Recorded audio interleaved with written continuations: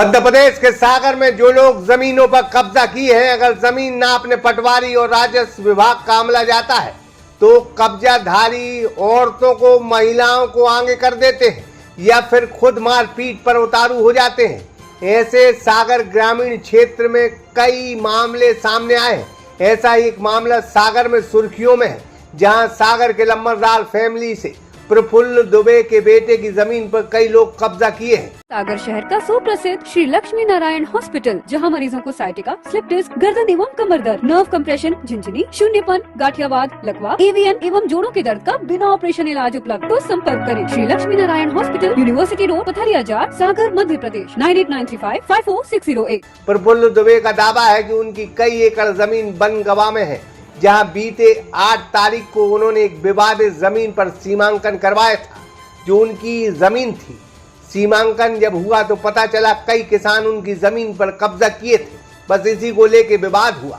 उन्होंने कहा कि हमारी जमीन से कब्जा छोड़ो। यहाँ के लोग जिन पर आरोप लगे हैं उनके नाम काशीराम अहिरवार, पप्पू अहिरवार, अजय अहिरवार, भगवान दास अहिरवार, रोहन पटेल, भरत पटेल, दिलीप पटेल, संजू पटेल और कई ऐसे और किसान हैं जो SC/ST एक्ट की धमकी देकर प्रफुल्ल दुबे के परिवार को धमका रहे हैं और जमीन पर कब्जा करना चाहते हैं।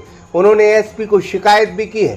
कागजात उनके पास है, लेकिन कहते हैं आजकल जिसकी कब्जे में जमीन आ जाए फिर छोड़ना और छुड़वाना बेहद मुश्किलों भरा हो जाता है। जी, मोती नगर में मामला हुआ था। आप दोनों पक्षों पर मामला हुआ, वीडियो वायरल हुआ जिसमें आपको खरीदवाए हैं वो ग्रामीण लोग। क्या है पूरा मामला? पूरा मामला ये है कि हमारी वहाँ जमीन है। 2024 में हमने उसका सीमांकन कराया था। उसमें हरिजन लोग और मतलब हरिजन नहीं, ST/ST के लोग और कुछ पटेल लोग हमारी जमीन पे काबिज हैं। वो सीमांकन रिपोर्ट के आधार पर हमने तहसीलदार साहब के यहाँ 250 की कार्रवाई की है कब्जा प्राप्त करने की। हमारी तरफ से गवाही हो गई है, अनावैध जगहों की तरफ से गवाही होना है। उस गवाही को डिस्टर्ब करने, हमारी संपत्ति को हड़पने की वो कोशिश कर रहे हैं। इसके बारे में हमने आपको जो दस्तावेज दिए हैं उसमें सीमांकन रिपोर्ट है। उसमें जिनने हमारी रिपोर्ट की है वो हमारी ज़मीन पर काबिज है। उसके बाद में हमने SP और TI और हरिजन जाति के SP के लिए हमने आवेदन 2024 में दिए थे। उसके बाद में 9/1/25 में भी हमने आवेदन दिया।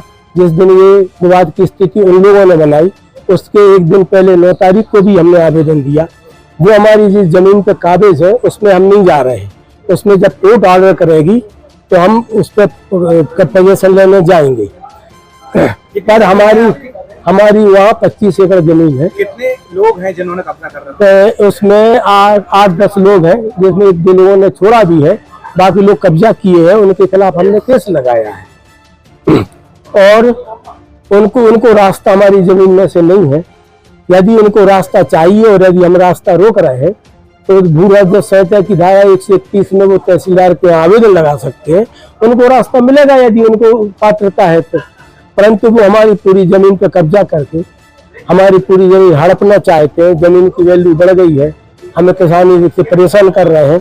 उनने हमारी गाड़ियां तोड़ दी, उनने हमारी पूरी फेंसिंग तोड़ दी, उनने हमारे गेट तोड़ दिए, हमारा 4 लाख रुपए का नुकसान किया। हमारा ट्रांसफार्मर जो MPP ने रखा है उसमें जो हमारी डोरी लगी थी, घर के लिए कनेक्शन जाता था, वो पूरी डोरी तोड़ के फेंक दी। आपका इतना नुकसान हुआ, आपकी तरफ से भी थाने में शिकायत दर्ज हुई? हाँ, हमने थाने में शिकायत दर्ज की है। उनके ऊपर भी मुकदमा कायम हुआ है अभी। और अभी आप क्या चाह रहे हैं? अभी ये है कि हम अपनी केस लड़ रहे हैं। उनको यदि जमीन चाहिए तो 131 का कार्रवाई करें, ठीक है। हमारी जो उनने फेंसिंग तोड़ी वो फेंसिंग हमारी लगना चाहिए। जो गेट तोड़े हैं वो पुलिस संरक्षण में हमारा गेट लगना चाहिए। हमें वहाँ जाने का खतरा है तो हमें किसानी अभी सोयाबीन की बोनी होगी, आदमी जाएंगे, आदमियों को गाली देते हैं।